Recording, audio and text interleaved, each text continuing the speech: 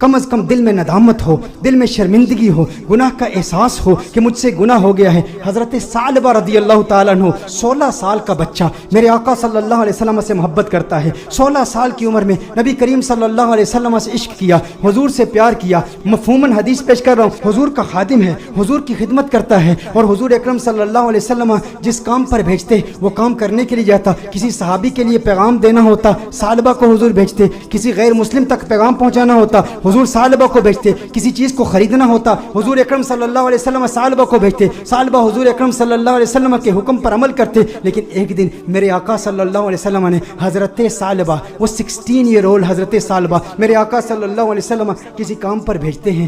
آدھے دن کا کام تھا لیکن بہت وقت ہو گیا، ثعلبہ واپس نہیں آئے۔ ثعلبہ کہاں گئے؟ جب واپس آ رہے تھے تو دیکھا کہ ایک حمام ہے، اس حمام میں ایک عورت نہا رہی ہے، ایک پردہ لٹکا ہوا ہے، ہوا کا تیز جھونکا آتا ہے، پردہ اٹھتا ہے، ان کی نظر اس عورت پر پڑ جاتی ہے۔ ان کے دل میں کچھ رغبت ہوئی، کچھ میلان ہوا، دل میں خیال آیا، ہے ثعلبہ دوسری نظر تو حرام ہے لیکن آج تو نے کیا کیا؟ آج تو نے اس عورت کو دیکھ لیا، یہ عورت نہا رہی تھی، تو نے اس حالت میں دیکھ لیا۔ تیرا دعویٰ یہ ہے کہ تو حضور اکرم صلی اللہ علیہ وسلم کا غلام ہے۔ اتنی کم عمری میں اللہ جل وعلا نے تجھے اتنا بڑا مقام دیا، اتنی بلندی دی، دنیا تجھے خادم مصطفیٰ کہتی ہے، دنیا تجھے حضور اکرم صلی اللہ علیہ وسلم کا صحابی کہتی ہے، حضور کا خدمت گزار ہو کے اس عورت کو تو نے دیکھا۔ ثعلبہ پر رقت طاری ہو گئی، اس قدر روئے، چہرہ آنسوؤں سے بھیگ گیا۔ ثعلبہ روتے ہوئے اپنے آپ سے یہ کہتے ہیں، ہو نہ ہو میرے آقا صلی اللہ علیہ وسلم پر یہ وحی نازل ہو چکی ہوگی، اللہ نے کلام کیا ہوگا کہ ثعلبہ منافق ہو گیا ہے، حضور اکرم صلی اللہ علیہ وسلم کی خدمت میں رہنے والا،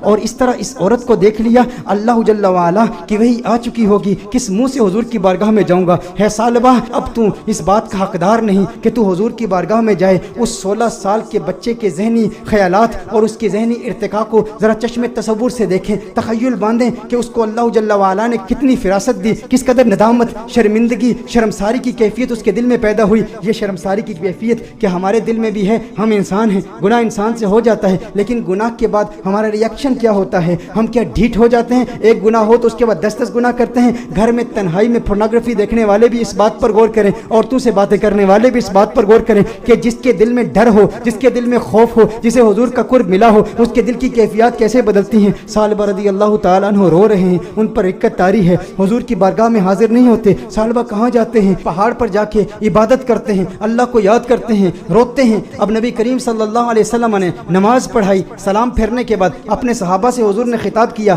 ہے صحابہ ثعلبہ کہاں ہے؟ ایک کام پر بھیجا تھا۔ صحابہ عرض کرتے ہیں، یا رسول اللہ صلی اللہ علیہ وسلم ثعلبہ تو آدھے دن کا کام تھا، ابھی تک واپس آئے نہیں، ابھی واپس پہنچے نہیں۔ نبی کریم صلی اللہ علیہ وسلم نے ارشاد فرمایا، تم جاؤ ثعلبہ کو تلاش کرو۔ ایک ہفتہ گزر گیا، ثعلبہ نہیں مل رہے، لوگ ثعلبہ رضی اللہ تعالیٰ عنہ کو تلاش کر رہے ہیں۔ دوسرا ہفتہ گزر گیا، تیسرا ہفتہ گزر گیا، میرے آقا صلی اللہ علیہ وسلم نے حضرت فاروق اعظم رضی اللہ تعالیٰ عنہ اور حضرت سلمان فارسی رضی اللہ تعالیٰ عنہ جیسے جلیل القدر صحابہ کا انتخاب کیا، کہا تم جاؤ اسے تلاش کرو۔ میرے آقا صلی اللہ علیہ وسلم نے ان صحابہ کرام علیہم رضوان کو بھیجا۔ اب یہ صحابہ تلاش کر رہے ہیں، 40 دن ہو گئے، گلیوں میں تلاش کر رہے ہیں، بازاروں میں تلاش کر رہے ہیں، دیہاتوں میں تلاش کر رہے ہیں۔ آخر وہ وقت آیا کہ جب وہ شہر کے مضافات تک پہنچ گئے، وہاں پر بلند پہاڑ تھے، چرواہوں کو دیکھا، ان سے پوچھا، کہا اتنا قد ہے، اتنی عمر ہے، رنگت ایسی ہے، نقوش ایسے ہیں، کیا اس بچے کو تم نے دیکھا ہے؟ یہ بچہ 40 دن سے غائب ہے، ہمیں نہیں مل رہا۔ انہوں نے کہا، کیا تم اس رونے والے بچے کا ذکر کرتے ہو؟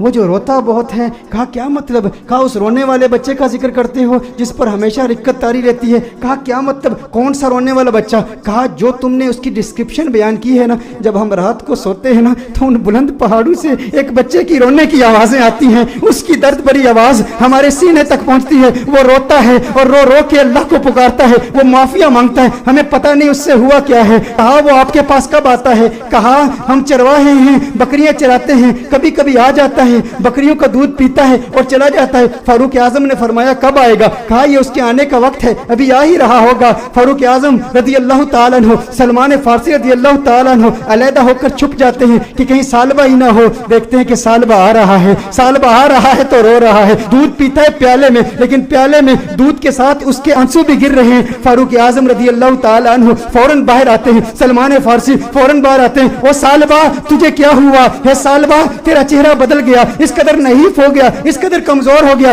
سالبہ نے فاروق اعظم کو دیکھا, کہا نہیں نہیں میرے قریب نہیں آنا, سالبہ منافق ہو گیا ہے, وہی آ گئی ہے, اللہ نے فرما دیا ہے. کہا کاہے کی باتیں کرتا ہے, کیسی باتیں کرتا ہے؟ کہا نہیں نہیں میں اس لائق نہیں کہ تم میرے قریب ہو جاؤ, میں جانتا ہوں حضور تک پیغام آ گیا ہے, میں ڈرتا ہوں. کہا سالبہ ہمارے ساتھ ہو. فاروق اعظم نے فرمایا ہمیں حضور کا حکم ہے. سالبہ نے بھاگنے کی کوشش کی, کہا کس منہ سے آقا کی بارگاہ میں جاؤں, اس چہرہ بددعا کو بھی دیکھتا ہوں اور ان حسیناؤں کو بھی دیکھتا ہوں. کہا سالبہ آقا کا حکم ہے. فاروق اعظم نے فوراً سالبہ کو پکڑا, حضور کی بارگاہ میں پیش کرتے ہیں. سالبہ کمرے میں جاتے ہیں, اس قدر بیمار ہیں, اس قدر کمزور ہو گئے ہیں, ایک صحت مند بچہ اس قدر کمزور ہو گیا رو رو کے. سالبہ رضی اللہ تعالیٰ عنہ 40 دن مسلسل پہاڑوں میں روتے رہے, اب کمزوری کی وجہ سے بیٹھ بھی نہیں سکتے, بستر پر لیٹ جاتے ہیں. اور پھر اس کے بعد میرے آقا صلی اللہ علیہ وسلم کمرے میں تشریف لاتے ہیں.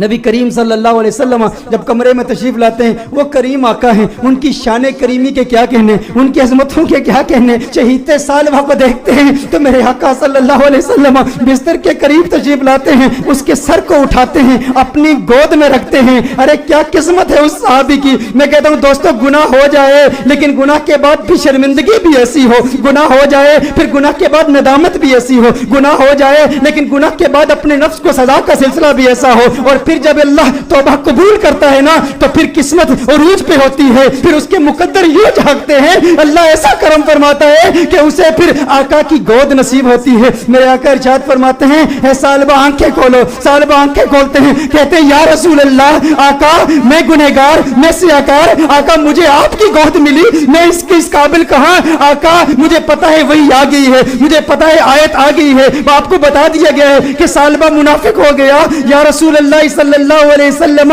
میں اس قابل نہیں کہ آپ کی گود میں لیٹوں. سالبہ کہتے ہیں یا رسول اللہ صلی اللہ علیہ وسلم میں نے ایک عورت کو یوں دیکھ لیا. میرے آقا نے ارشاد فرمایا تو پھر تو توبہ کر لے. سالبہ کہتے ہیں مجھے ڈر ہے اس بات کا کہ جہنم کے نچلے درجے میں مجھے پھینکا جائے گا, مجھے جلایا جائے گا. حضور نے ارشاد فرمایا مومن ڈرتا بھی تو ہے لیکن مومن کی ایک اور کیفیت بھی ہے, وہ امید کی کیفیت ہے. کہا اللہ سے امید کیا رکھتا ہے؟ کہا امید تو یہ ہے کہ میرے اللہ مجھے معاف کر دے گا. حضور نے ارشاد فرمایا پھر اللہ سے جو تو زن رکھتا ہے اللہ کو اپنے زن کے مطابق پائے گا, یہ امید رکھ کہ میرا اللہ تجھے معاف کر دے گا. حضور اکرم صلی اللہ علیہ وسلم نے دستے دعا بلند کیے, سالبہ کو دعائیں دی. جب سالبہ خوش ہو گئے کہ مجھے آقا کی دعائیں ملی اور میرے منافق ہونے کے حوالے سے کوئی آیت نازل نہیں ہوئی, تو اس وقت سالبہ حضور سے عرض کرتے ہیں یا رسول اللہ صلی اللہ علیہ وسلم یوں محسوس کر رہا ہوں جیسے میرے جسم میں ہزاروں کیڑے رینگ رہے ہیں, اس قدر درد محسوس کر رہا ہوں. میرے آقا رونے لگے, یا رسول اللہ صلی اللہ علیہ وسلم آقا کیوں گریہ فرما رہے ہیں, آقا کیوں رو رہے ہیں؟ میرے آقا نے ارشاد فرمایا اے سالبہ تیری موت کا وقت آ گیا ہے, ملک الموت آ رہے ہیں, تیرے جانے کا وقت آ گیا ہے. سالبہ نے دیکھا ارے مقدر والا ہے وہ جس کی موت آقا کی گود میں ہو, کاش یوں موت آئے میرے ہم نشی نزاکا اور ہو جائے منظر ہنسی, کاش یوں موت آئے میرے ہم نشی نزاکا اور ہو جائے منظر ہنسی.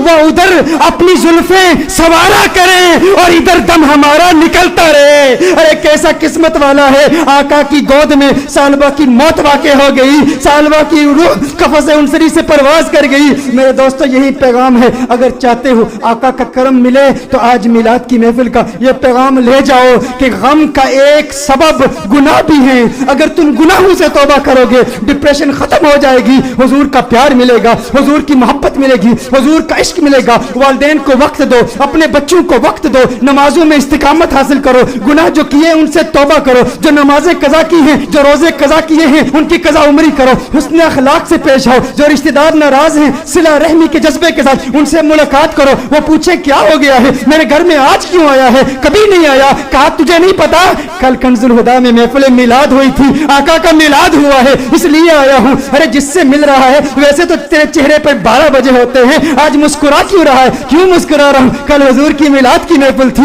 میلاد ہوئی ہے, میلاد نے مسکرانا سکھا دیا, میلاد نے زندگی گزارنا سکھا دیا, میلاد نے گناہ سے توبہ کرنا سکھا دیا, میلاد نے ڈپریشن سے بچنا سکھا دیا. میرے دوستو آؤ آج دل میں یہ پختہ ارادہ کرو ہم گناہوں سے بچیں گے.